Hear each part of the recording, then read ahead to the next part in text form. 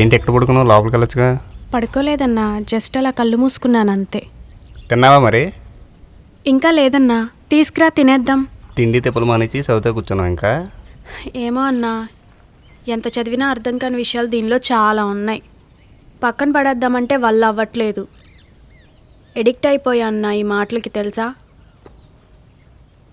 ఒక్కోసారి నిద్రలో కూడా గుర్తుకొస్తున్నాయి తెలుసా వాడు రాసిన మాటలు. అంతే ఉంది దీనిలో. ఒకసారి ఇటు కూర్చో చెప్తా.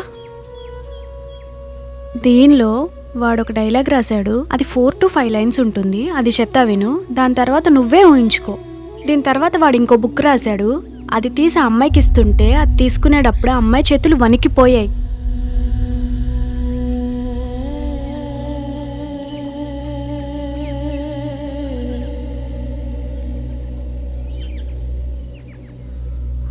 దాన్ని పట్టుకుని ఇది చదవాలంటే భయంగా ఉంది సాయి అని అంటుంది. అప్పుడు వాడు ఆ అమ్మాయి చేయి పట్టుకుని ఇలా అంటాడు,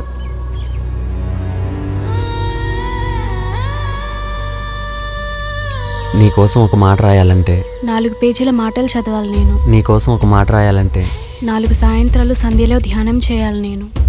నీకోసం ఒక మాట రాయాలంటే కొన్ని 100 సార్లు రాసింది చెరిపి మళ్ళీ మళ్ళీ రాయాలి నేను. నీకోసం ఒక మాట రాయాలంటే నా కోసం ఎదురు చూసే కొన్ని 100 అక్షరాలని వెతుక్కోవాలి, చెక్కుకోవాలి, అన్నిటినీ సరిదిద్దుకోవాలి. అలాంటిది నీకోసం ఒక పుస్తకమే రాశానంటే ఎలా ఉంటుందో నీ ఊహకే వదిలేస్తుంది అని ఆ అమ్మాయి చెయ్యి వదిలేస్తాడు. ఇవి వాడు తనకు చెప్పిన మాటలు ఆ బుక్ గురించి. ఏం రాసుంటాడంటావు దానిలో?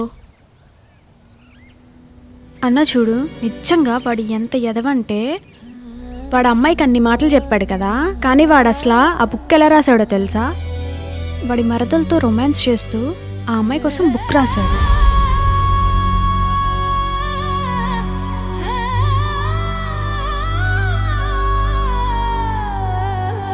సంధ్యలో ధ్యానం చేయడం అంటే అర్థమేంటో తెలుసా? చెమటలతో తడిసిపోవటం.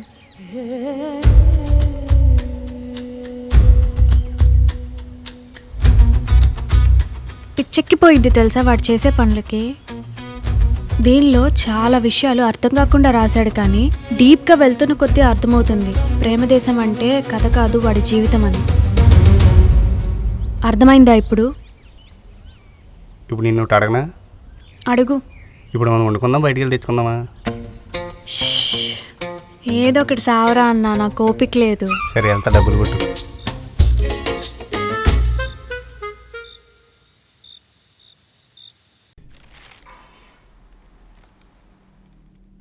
ఈ పూటకు తినేసాం సగ్గా. నెక్స్ట్ ఏంటి? డ్యూటీ ఎక్కేద్దామా? ఎక్కేద్దాం రా, ఇంకా మనకు వేరే పనులే ఉన్నాయి. నువ్వు ఎక్కడ పడుకుంటా? ఎక్కడా? అక్కడ? నేను ఇక్కడే పడుకుంటా, నువ్వే అక్కడ పడుకో. ఫ్యాన్ కూడా లేదు, అసలు ఇక్కడ ఎలా పడుకుంటా? అక్కడ పడుకోవచ్చుగా, వేపటి చల్లగా గాలిని వచ్చింది కదా, నువ్వే వెళ్ళి పడుకో మరి.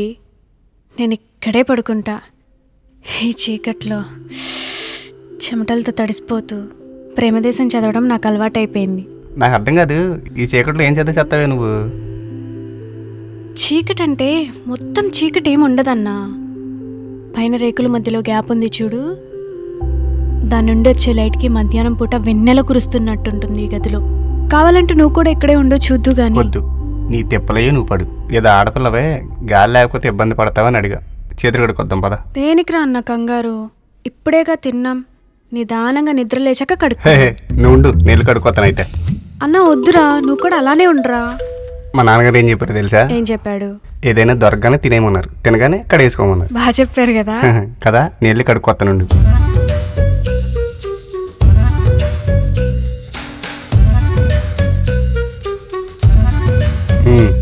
ఇప్పుడు చెప్పు, ఏంటి నీ గొడవ? మందు తాగుదామన్నా. ఆ మొక్క ముందే చెప్తే తినేవాళ్ళం కాదు కదా. తింటే తాగలేవా అన్నా? అలాని కాదు, కానీ తినకపోతే ఇంకొంచెం ఎక్కువ తాగొచ్చు కదా. కంగారేముంది, నిదానంగా సాయంత్రం వరకు తాగుతాం. మనకి ఇంకా వేరే పనులే ఉన్నాయి చెప్పు. అదేంటి, నిద్రపోదాం అనుకున్నాగా. తాగాక ఎలాగో పడిపోతాం కదరా అన్న. అవును కదా, తెస్తాను. అన్న స్టఫ్ మంచిది తీసుకురా. ఇప్పుడే కదా ఎంతన్నా? దేనిదదే అన్న, స్టఫ్ లేకపోతే ఎలా చెప్పు. సరే ఉండి తెత్తా.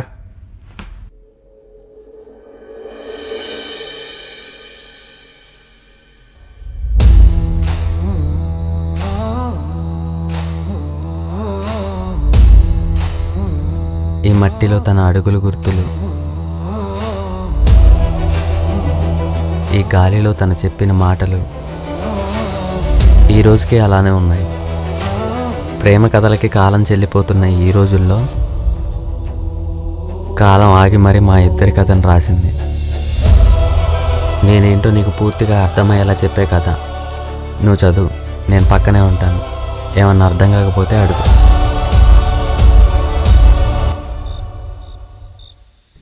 ఇదో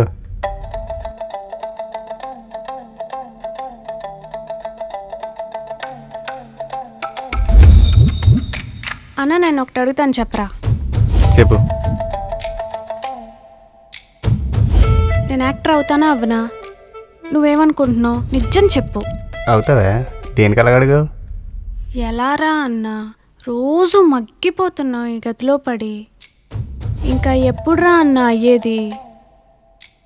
చిన్న నీకు ఒకటి చెప్తాను నేను, ఏది ఏ టైంకి జరగాలో అది ఆ టైంకి జరిగిద్ది.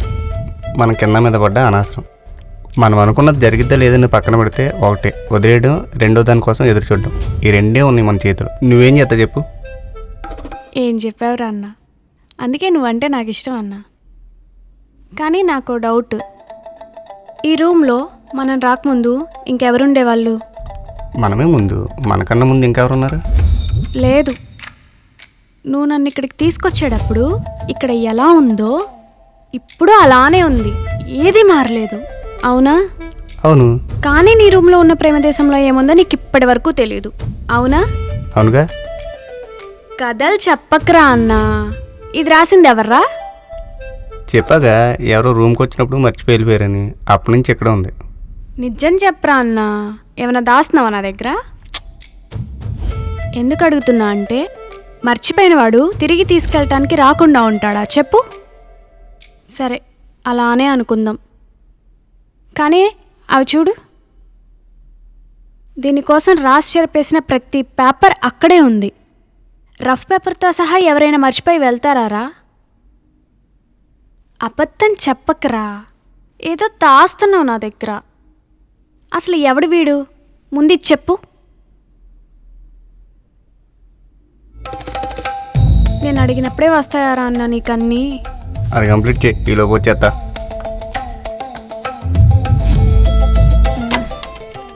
మావేనా ఇదే?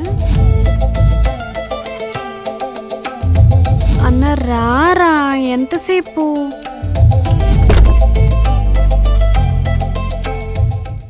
ఎంతసేపు రా అన్న? ఎవరు బయట? ఎవరు లేరు కానీ చెప్పి ఏంటి నీ గొడవ? చెప్పు, ఎవడు వీడు? దానికి సమాధానం నా దగ్గర లేదు, ఎందుకంటే వాడు ఎవడో నాకు తెలియదు.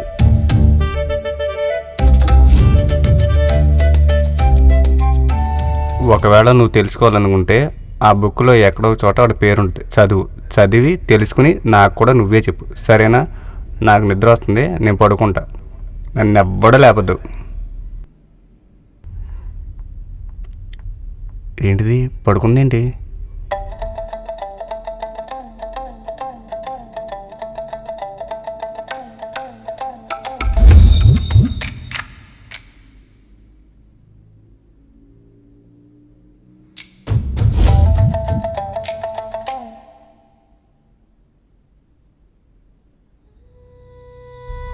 పోనీలే, ఒక గొడవ వదిలింది. ఏంటి అలా చూస్తున్నావు? నువ్వు నిజమా కాదా అని ఒకటి అడుగుతా, నిజం చెప్పు. నువ్వు నిజంగానే ఇక్కడే ఉన్నావా? నవ్య చెప్పింది కదా నీ ఒంటి నిండా నేనే ఉన్నానని. మరి ఇంకా నేను ఎక్కడుంటే నీకేంటి? నువ్వు ఎవరిని నమ్ముకుని నీ జీవితాన్ని పణంగా పెట్టావో వాడెప్పటికీ నువ్వు అనుకున్నది కాలేడు.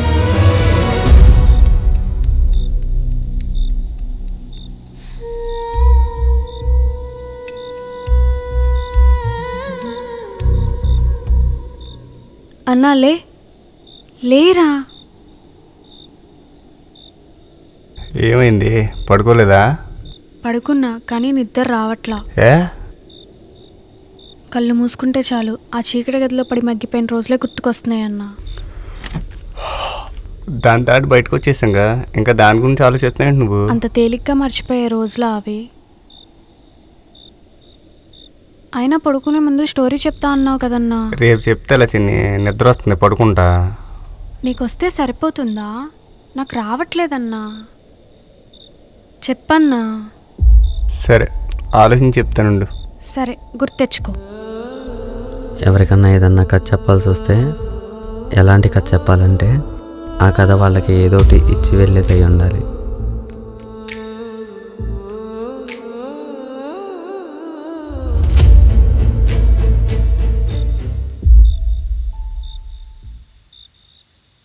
కళింగపురం అని అచ్చం ఇలాంటిది ఒక ఊరు ఉండేది. ఆ ఊళ్ళో అంజలి రాజు అని ఇద్దరు అన్నా చెల్లి ఉండేవాడు. అంటే మనలాగానా?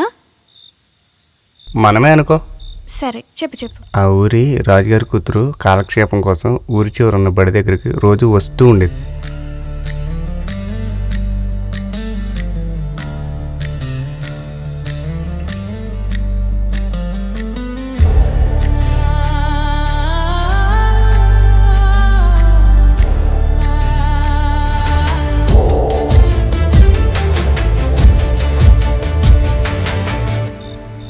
అమ్మాయి రాజుగారు కూతురు అవడం వల్ల అమ్మాయితో మాట్లాడడం కానీ అమ్మాయి చూడడం కానీ ఎవ్వరూ చేసేవాళ్ళు కాదు. ఒకరోజు అంజలి రాజు కూర్చుని మాట్లాడుకుంటుంటే అంజలి రాజుతో ఇలా అందే,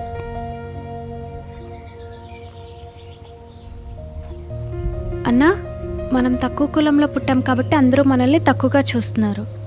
అంతేనా? ఇంకా వేరే ఏమైనా కారణం ఉందా? అంతేగా, ఇంకేముంటుంది. అంటే ఇప్పుడు రాజుగారి కూతురుంది, ఆ అమ్మాయి నిన్ను ప్రేమించిందనుకో, దానివల్ల తర్వాత ఆ అమ్మాయి స్థాయి తగ్గిపోతుందా లేకపోతే మన స్థాయి పెరిగిపోతుందా? ఏం మాట్లాడుతున్నావే? ఎవరన్నా విన్నారనుకో చంపేస్తారు. ఎవరూ లేరులే కానీ చెప్పన్నా నువ్వు. అది నిన్ను ప్రేమిస్తే నిన్ను ప్రేమించినందుకు దాని స్థాయి తగ్గిద్దా లేదా దాన్ని ప్రేమించినందుకు నీ స్థాయి పెరిగిద్దా చెప్పు.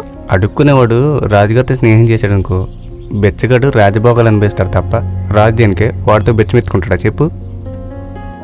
అంటే ఏంటి అర్థం? రాజుగారి కూతురు మనం ప్రేమించిందనుకో, అంటే అలా అవ్వదనుకో. ఒకవేళ నువ్వు అన్నట్టు జరిగిందనుకో, మన స్థాయి పెరిగిద్దే కానీ దాని స్థాయి దేనికి తగ్గిద్దే చెప్పు.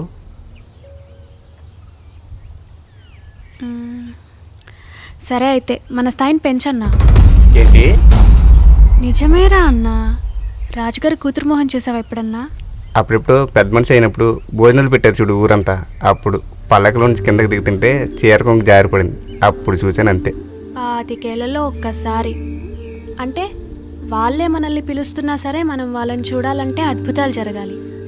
నడుస్తున్నప్పుడు అడుగులంగాలు కాళ్ళకి తగలటం, పక్క పినీసులు ఊడిపోయి బయట కొంగులు పక్కకి జరగటం లాంటివి జరిగినప్పుడు అదురుపాటున ఒక్కసారి యువరాణి గారి దర్శనం దొరుకుతుంది. అంతేనా? అంతేగా మరి. అంతేగా మరి. అన్న సరిగ్గా విను. రాజు అవ్వాలంటే ఇంకో రాజుని కలవాలి. అదే రాజుగారి కూతురు మొహం చూడాలంటే మనలో ఉన్న భయాన్ని గెలిస్తే సరిపోతుంది. ముందు దాన్ని గెలు. చిన్నప్పటి నుండి పడి పడి ఉన్న మాటల్ని గుర్తు తెచ్చుకొని అంటరానితనాన్ని వదిలేసి భయాన్ని దాటి ఒక్కసారి రాజుగారి కూతుర్ని చూడు.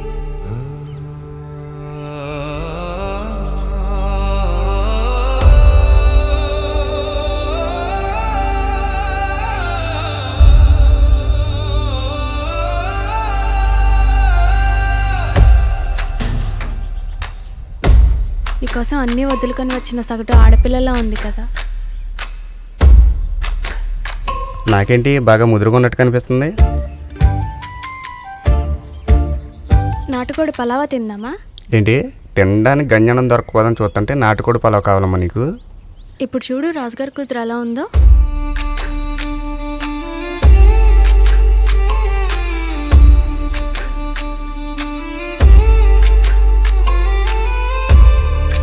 లేత కోడి పిల్ల భలే ఉంచినే కదా. మూసుకొని చెప్పించే. రాజుగారి పెళ్ళం ముండ మోసినా రాజుగారి పెళ్ళమనే అంటారు. దాని కూతురు ముసలిదైతే ఏంటి ముదరదైతే అయ్యారా నీకు?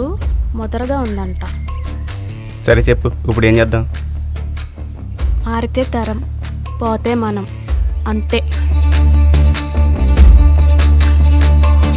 భయాన్ని దాటి కులాన్ని వదిలి యువరాణి నీ దాన్ని చేసుకోవడానికి మొదటి అడుగు వేయి. రాజుగారి కూతురుతో మాట్లాడిన మొదటి మగాడిగా ఈ రాజుగాడి పేరు చరిత్రలో నిలిచిపోవాలి. ఇప్పుడు చూడు ఏం చేస్తాను.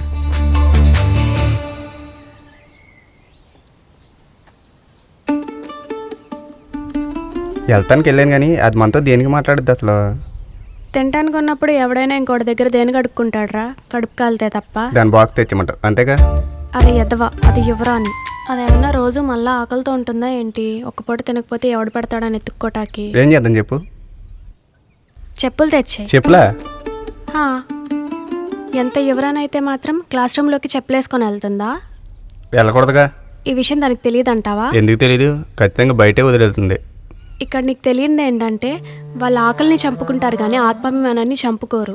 కడుపు కాలిన అలాగే వెళ్తుంది కానీ కాలికి చెప్పులు లేకుండా ఒక కడుపు కూడా ముందుకేయదు. ఎందుకంటే అలా కాలికి చెప్పులు లేకుండా వెళ్తే వాళ్ళు అవమానంగా భావిస్తారు. అప్పుడేం చేస్తుంది చెప్పు? సహాయం కోసం అటు ఇటు చూస్తుంది. బట్టలు ఎవరైనా ఉన్నారేమో. అక్కడ ఎవరుంటారు? రాజుగడు. అంటే స్వయంగా రాజే రాణిగారి చెప్పులు దొంగిలిస్తున్నాడు.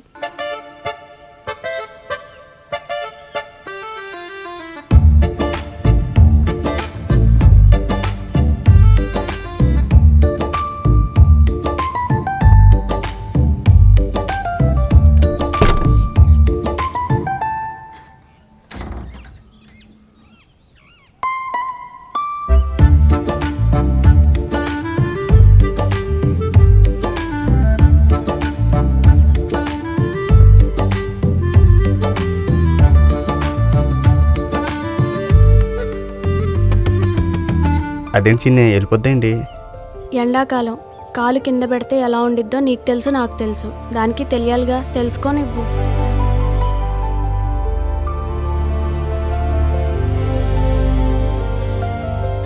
ఇప్పుడు వెళ్ళానా నువ్వు?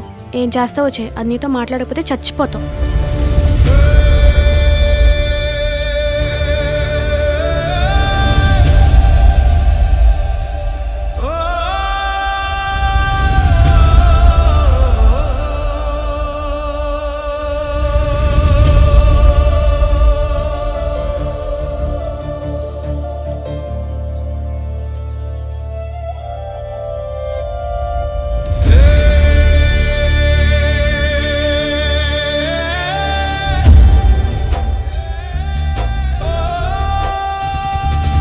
ఏమైనా కావాలండి?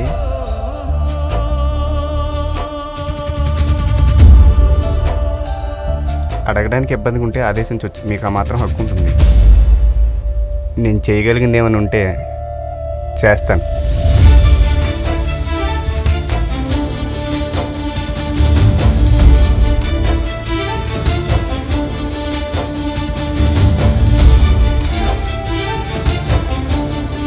యువరాణి అంటే యువరాజులతో కులాసా కవులు చెప్పే చిలికెత్తలా ఉండకూడదండి. తన రాజ్య ప్రజల మీద ప్రేమను, దయను, హక్కును సమానంగా చూపించాలండి. స్థాయిని బట్టి సమాధానం, హోదాను బట్టి ప్రేమను, కులాన్ని బట్టి సాయం అడగకూడదని తెలీదా యువరాణి గారికి?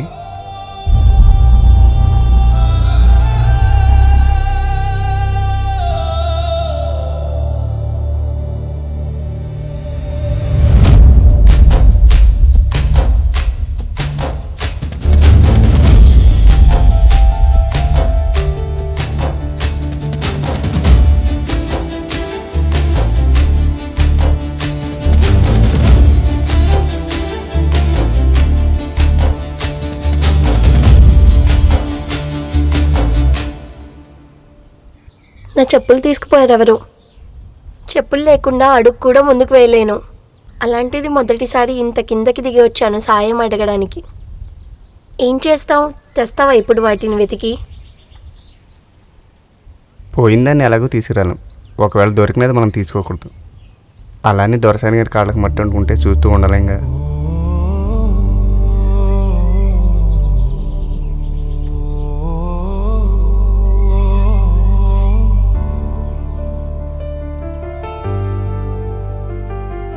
చెప్పులు పోయాయంటే నీ చెప్పులు తీసిస్తావా? మీరు అడగలే కానీ ఇంటి పేరు కూడా ఇచ్చేస్తా. ఇది ఎవరైనా చూస్తే ఏం జరిగిద్దో తెలుసా? రాణి గారు వేడుక చూస్తూ ఉంటారా? సాయం చేసిన వాడికి కృతజ్ఞతగా ఒక్క మాట కూడా అడ్డేలేరా?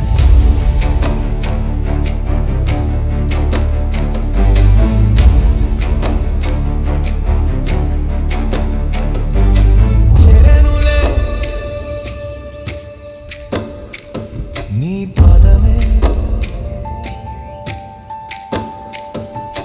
మారిందిలే, నీ గమ్యమే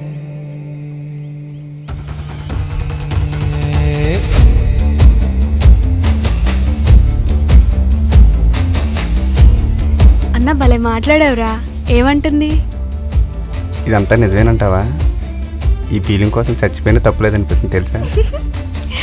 చావుది కానీ ఇంకా చేయాల్సినవి చాలా ఉన్నాయి. అంతే అంటావా? అంతేగా మరి. కానీ చెప్పులు భలే ఇచ్చావురా అన్న. ఇది అస్సలు ఊహించలేదు. నీలో కూడా విషయం ఉందిరా, కాకపోతే టైం రాలేదంతే బయట పెట్టడానికి. చూసింది చాలే కానీ పది ఇంకా. మళ్ళీ రేపు వచ్చిద్దంటావా?